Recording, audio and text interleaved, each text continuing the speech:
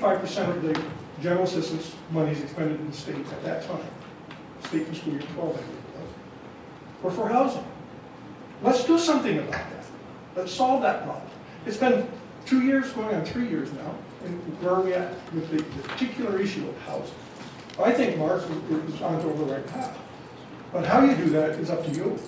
And I'm more than willing to work with anyone to look at changes, but it really is up to you. And we haven't, in the 4 years that I was here, been able to really appropriately address that. Thank you. Representative Smith.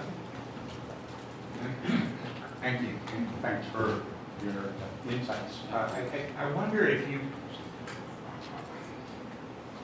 I don't mean to be sarcastic about it, but I mean, do you really think that the city of Portland spends more, make more on general assistance? Is that, I mean, that... I really don't know, all right, but let me put it this way. I think that the distribution that's being proposed by the governor is more equitable. That's my feeling, more my opinion. Yeah. But if you guys have a different approach, you think it's more fair, do it. I'm looking at changes. Look, everyone that I talk to, at least the area that I'm from, here's that 90% figure and the amount of money that's being expended.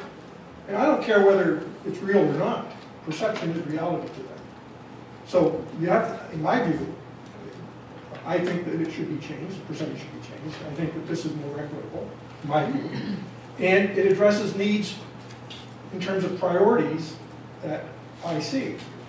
The money's going to go to people who perhaps are on waiting lists. I know a 72-year-old mother that has a 50-year-old person that essentially can't take care of themselves. They can't get the needs addressed. So if you have a program that is arguably the sort of the last fibers and threads of the safety net, and the need for that program is dependent upon a larger sort of economic climate, if you will, and that changes. And you set up a program that say we go into, we come out of this recovery, we go through a period of prosperity relatively to where we are now. And so the GA spending for a 6-year period goes way down because the safety net, thankfully, isn't as necessary as it is in more stratus times. And then you get into a downturn when the safety net is really important. Most of us agree that we need to have something there. And the funding to support it is based on the last 6 years of relative prosperity. That makes no sense to me. it's a good point. It makes no sense to me at all. So, I mean, It's a good point that you raised, but neither does 90% once you reach 0.0. Where did the 0.0003 come from? Why not 0002 or 0004? I mean, I understand your point. So I'm not criticizing that point at all. It's a fair point. so the other thing I would, back to it. Thank you. Thank you. Representative Sandor. Thank you. Welcome, Benny. I miss you as my seatmate. Representative Nunning's pretty quiet, so I miss all your grumbling. Well, hopefully it wasn't all grumbling. We had some pretty lively exchanges, I would say. We did. But they were all in the interest of the people. We did. So, you know me well enough to know that where I'm coming from in this argument is more in regards to the moral choice, and that I feel it's the right moral thing to do. But I know that you are making more of an economic argument, and I believe that we've heard lots of testimony today, and we've heard Charlie Colgan speak at a lot of different venues about the need for new Mainers, younger Mainers, that we have a big demographic issue. So can you not understand, or do you not believe that continuing to support these folks with a GA benefit, as they have proven over and over in testimony today, that they've become very productive citizens and help our economy? Do you not see that or agree with that argument? Where are you on that, and why do you not see this as a good thing for Maine's economy? Well, first of all, I supported many of the changes. All right. You're talking about moral choices and the moral argument you're making. No, I'm actually asking you about the economic one. Well, I know. I've got the moral. I know, but you raised the issue. And I don't think I'm making any more of a moral or an economic argument. I think I don't think I'm making the economic argument that you think I'm making. The money that is saved through these programs goes to other priority needs, right? It's going to help that 72-year-old mother that constantly asks me, what am I going to do? I got to get help for my 50-year-old. She can't continue to do what she's doing. People are on wait lists. Why? That's a need. We need to fund those needs. So it's you ask about pitting one need against the other. You tell me what's the right thing to do. I think that immigration reform has to take place. I think everyone understands that we need immigrants in this country, new immigrants in this country, to provide a much more productive country. We need workers. But by the same token, we have to take care of people that have legitimate needs. So, Well, I think they all have legitimate Absolutely. needs, and I would like to hear from those those other states. I'd like to hear what programs they offer, That would rather be than the good. GA program. I think that's But an the- interesting thing to look at. The elephant in the room is the income tax cuts, and so we're trying to pit one social program against another.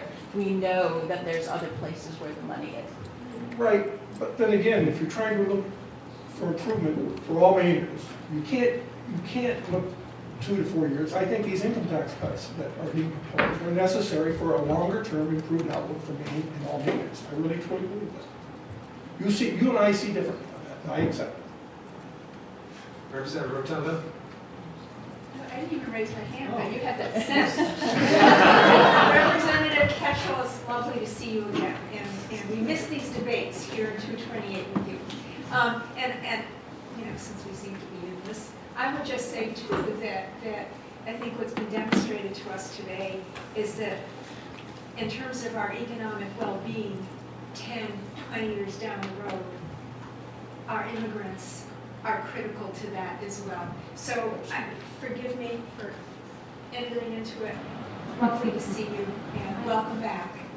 And I would just say I concur with you 100%. Representative Grant? Thank you, Mr. Chair. I thought I was going to get away. No, Representative Ketchel, it's so good to see you. I reflect back to when you served here and you were very active in the Turkish, yeah, and still are, and your travels to Turkey, which is a largely Muslim country. And you and I had a conversation one time about my experiences in Morocco, where my son served in the Peace Corps, another Muslim country. And we talked a little bit about what I think has come out in the conversation today from all these immigrants, new Mainers, is that ancient law of hospitality, that ancient rule that wherever you were an alien, you were welcomed. And it's so ingrained in those cultures. I was really struck by it when I was in Morocco, and I know we had that conversation. So listening as you have today, all day, and knowing your heart and mind a little bit, what do you think is, if this isn't the right approach, and you know the political situation here as well, if this isn't what we should do, what is politically tenable that we could do to make a real difference in how we welcome the new Mainers? This issue isn't new to this community. This whole issue of supporting newly immigrants and the asylum seekers, it's not new. But we've known about it for probably longer than I was here as a representative. But no one's addressed it. The issue of what the federal government should be doing. I mean, the federal government is a big elephant in the room, so to speak. We need immigration reform. We absolutely need it. All right? So I'm with I support the energy, the productivity, all of that the new immigrants have testified that they bring to the room today. I support that. I don't know what the right answer is. I'd like to see what the other states do that don't offer asylum seekers general assistance. What are the programs? I'd love to see that. I'd love to see the federal government provide something that they have yet to do. There was a reason why the federal government didn't support this. I don't know what it was. Back in 1996, is that when it was changed? I have no idea what it was. I'm gonna go back and look. Just as a follow-up, now that you are a private citizen, you've got some time and you've got some energy, and I hope you do some advocating for this at the national level, where I agree with you, we need to put some energy. Well, I'll be advocating for things that I strongly believe in. That's probably one of them, but not at the national level. Representative Jorgensen. So just one question, so if we didn't call it general assistance, but called it housing support or something, you'd be supportive of it?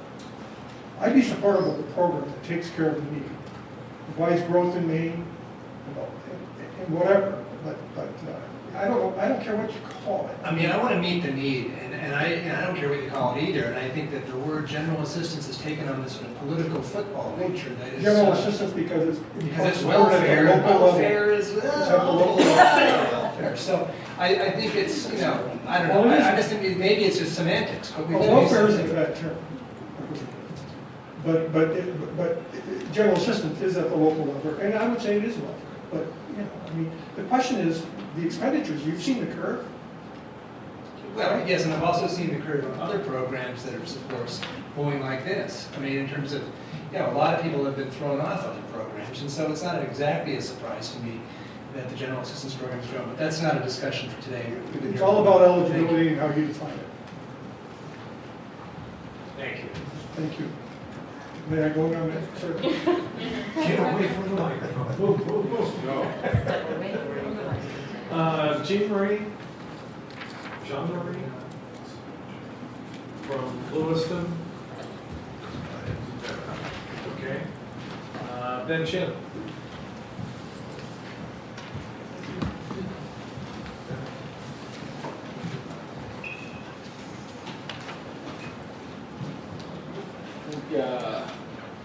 Standing my left is up here. Senator Hamper, Representatives Rotundo and Gatine. My name is Ben Chin. I'm the political director of Maine People's Alliance. I am also here today to testify against the cuts to general assistance and anti-immigrant cuts that others have discussed earlier.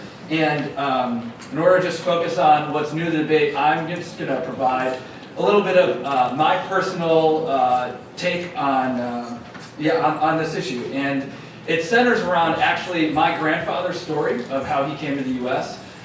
He came in the 1930s as an immigrant from China prior to the repeal of the Chinese Exclusion Act.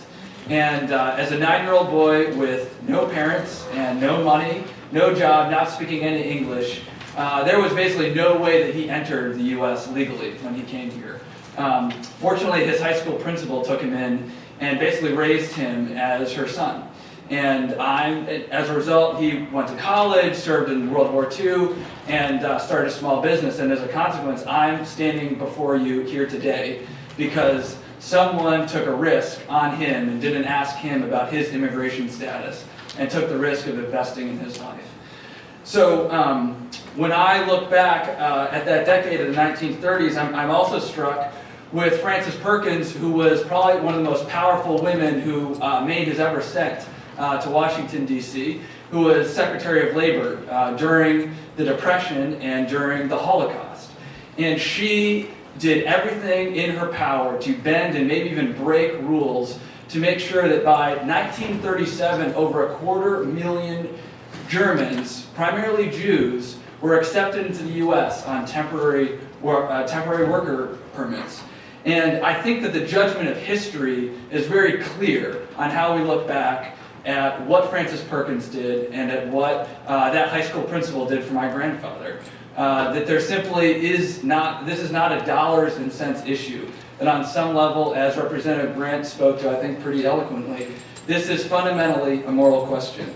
So I agree with Mayor Brennan when he said earlier that this is probably the most important moral issue that you will face in your time here. And I think that's because it is the clearest example of a choice between a very difficult right and a very easy wrong that you can do.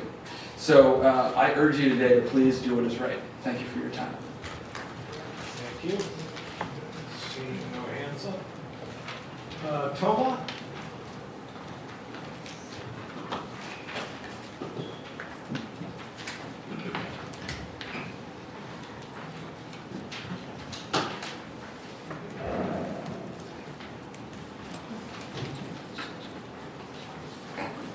Thomas. I'm going to read the testimony of Goethe Birigimana, who was unable to come here. Good afternoon, members of the Joint Standing Committee on Appropriations and Financial Affairs, and the members of the Joint Standing Committee of the Health and Human Services. My name is Goethe Birigimana. I want you to know how important it is to help asylum seekers like myself on a temporary basis so that we can obtain food and shelter until we are allowed to work. I fled from my country, Burundi, in 2010, leaving my wife and 2 daughters. I fled after being imprisoned, beaten and tortured because I was active in a political party opposing the ruling party. I filed my own asylum application, but because I didn't know what to include and did not realize I needed legal help, I was not recommended for asylum at my interview. I was referred to immigration court. I began learning English at foreign adult education, and when I got my work permit, I started working part-time jobs at minimum wage. It was very hard to get enough hours. Started working part-time jobs at minimum wage. It was very hard, to get enough hours to support myself. Later, while I was working, I went to classes and got certification as a PSS, personal caregiver, and then I got CNA certification so I could get a better wage. I now work full-time at the Veterans Home in Scarborough. It has not been easy. I have worked very hard. My culture taught me to be independent and to make my own way. So it was hard to ask for help when I first came to men. I appreciated that help very much, but I wanted to support myself as soon as possible. I'm very proud that I am now self-sufficient. I am actually working more than full-time so that I can be ready when my family join me. I have not seen them for nearly 5 years. I was not able to bring them over sooner since I was waiting for my hearing in immigration court, and I also wanted to be the one totally supporting them. My hearing was last October, and thankfully the judge approved me for asylum. Now it is possible for my family to join me. I am so proud that I have been able to get to this point where I feel I am able to look forward to working to support my family and contribute to men, which gave me helping hand for the short time that I needed. But I want you to understand that I could not have got started without general assistance and food stamps. Many asylum seekers are in the waiting period, waiting for a work permit. I ask that you keep on giving them that little bit of help that you gave me.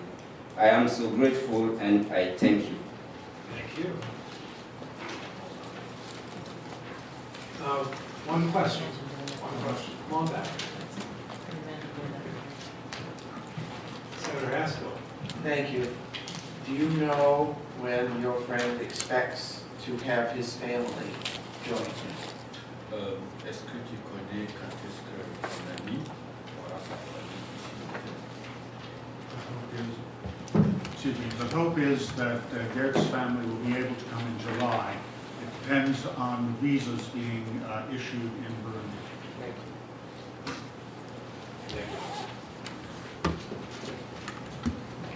Donald and Suzanne, do you want to work together or? Oh, separately.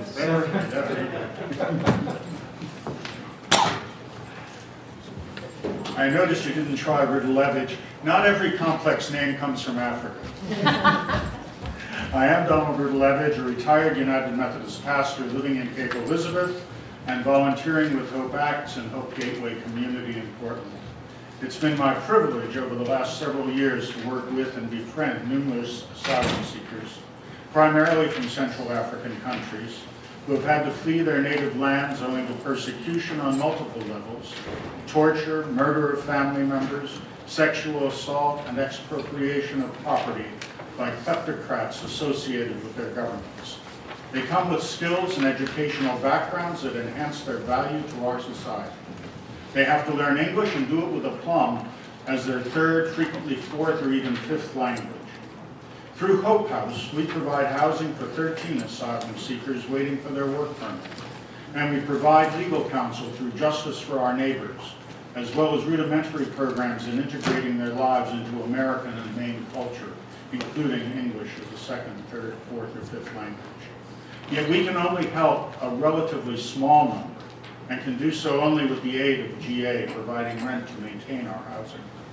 The proposals to eliminate GA are to throw asylum seekers who are here with legal status off the rolls, once again puts the lives of these vulnerable people at risk and creates fear and anxiety in the immigrant community. They do not want GA, they want to work. And you have heard how proud they are when they receive their work permit and are able to support themselves.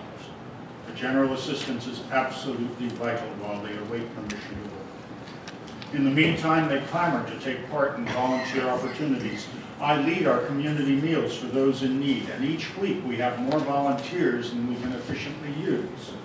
They participate in work fair without demur. They are involved in English language training so as to be fit for work when allowed. Younger immigrants are in school, some at college level.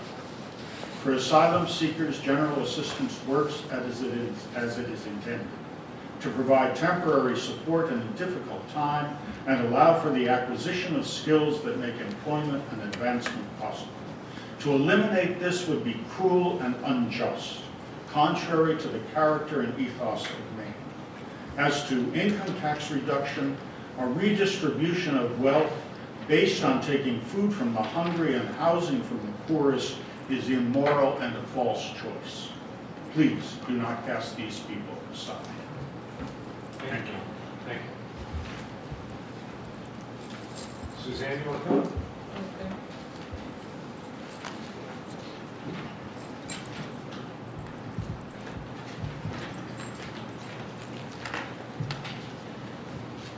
Good evening, everybody. My name is Suzanne Rudalevich, and I'm a member of Hope Gateway United Methodist Church and the coordinator of Justice for Our Neighbors Immigration Clinic for Asylum Seekers. I came to this country nearly 50 years ago. Even coming from England, it was a huge culture shock. And I came in the easiest circumstances financially, since I had married a citizen who was employed and could vouch as my sponsor that I would not be a public charge. The country was more open to immigrants then, perhaps because it had not found a reason to push its compassion to the back burner, perhaps because it was beginning to embark on the idea that diversity was not necessarily bad and might even be a plus. Whatever the reason, I experienced the culture here as one that remembered its immigrant history. As one coming from England, I was fascinated that everybody's name gave a clue to a person's heritage. And while it was clear that not everyone analyzed a name with a friendly regard to a positive experience with that person, there was no question that the Statue of Liberty had welcomed persons from far and wide. I thought that, give me your tired, your poor, your huddled masses yearning to be free, was something that this country stood for. I experienced that same wonderment at the vision of this country when I became a naturalized citizen. I remember sitting in a very hot Faneuil Hall in Boston in the summer of 1980, waiting for a judge to come over and swear us all in. It was the all of us that was so beautiful. It was like something at the United Nations, people from all over the world. This was what America is about more than any other country. I was also impressed by the judge's short speech to us. He told us that it was our task to keep America honest. He said that yes, there was a constitution, but that we didn't always live up to it. We had joined this nation because we believed in the vision, and we were to keep the country true to its values and ideals. And that was a long time ago, and I still remember that. General assistance to new Mainers does not rise to the height of a constitutional issue, but it very much connects us to our roots as an immigrant nation, reaching out to those who need a new life. We value compassion, we value giving people a chance, we value hard work, and at our best, we value diversity. It's hard enough to be uprooted and start a new life, even without having to worry about survival. Can we not find a way to reject the kind of false choices presented in this budget? Stand proud and act on our values. Thank you for listening. Thank you, Suzanne.